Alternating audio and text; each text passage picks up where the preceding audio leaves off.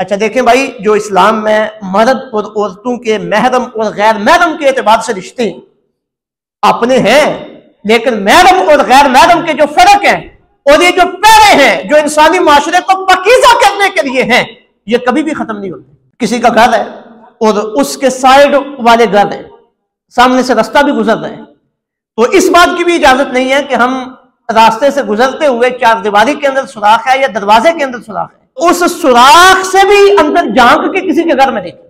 हमारे घर के साथ किसी का घर है, हम अपनी छत पे गए तो अपनी छत पे किसी दूसरे के घर झांक के देखना यह भी जायज है नहीं।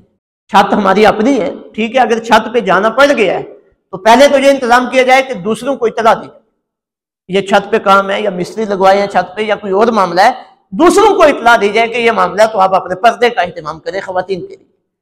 अगर खुद किसी वक्त जाना पड़ गया, उन्हें इतला नहीं दी, तो उस वक्त भी आप नजरों की हिफाजत करनी है कि छत पे पहुंचकर भी दूसरे के घर में हमारी नजर ना जाए। सही मुस्लिम शरीफ की हदीस पाक है। अब देखिए कि इस बात को दीन इस्लाम ने कितनी अहमियत दी है, और ऐसा आदमी जो दूसरों के घरों में झांक के देखता है, उस आदमी पर रसूलुल्लाह सल्लल्लाहु अलैहि वसल्लम ने कितने गुस्से का इजहार किया है। आका करीम सल्लल्लाहु अलैहि वसल्लम इरशाद फरमाते हैं, जो बंदा किसी दूसरे के घर में झांक के देखे, उन घर वालों को हक हासिल है कि उसकी आंख निकाल दे।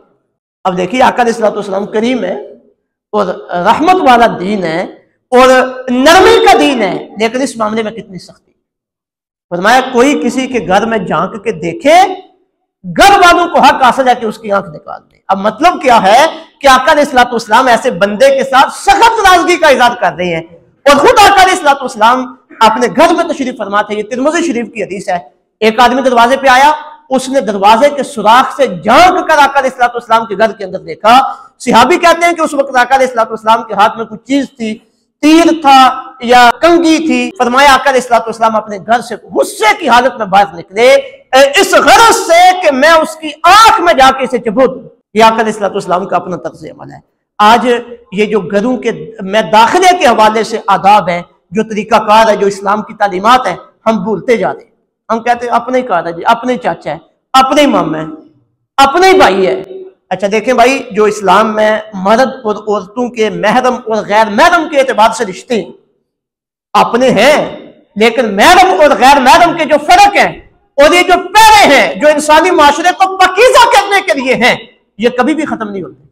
चाहे कितने भी करीबी हो, दोस्तों के घरों में लोग जाते हैं तो वहां पे खवातीन भी मौजूद हैं, बगैर इजाजत के अंदर चले जाएंगे और कई घंटे घंटे वहां पे बैठे रहेंगे, गपशप होती रहेगी।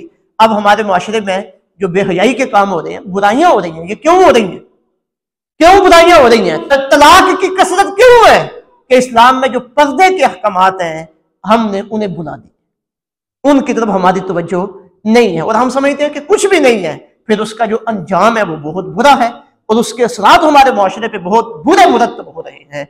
भाई का घर हो, बहन का घर हो, किसी का भी घर हो, जहां भी महरम और गैर महरम, वहां पे ऐसी खवातीन वहां पे मौजूद हैं जो गैर महरम है, जिनके साथ बगैर पर्दे के हम बात नहीं कर सकते, तो उस घर में जब भी जाना है तो इन असूलों और ज़ाब्तों के मुताबिक जाना है। अगर इसके बगैर जाएंगे, गुनाहगारी अपनी जगह पे है और फिर जो बुरे असरात हम अपने माशरे में अपनी आंखों से देख रहे हैं वो अपनी जगह पे है, वो हमारी आंखों के सामने है।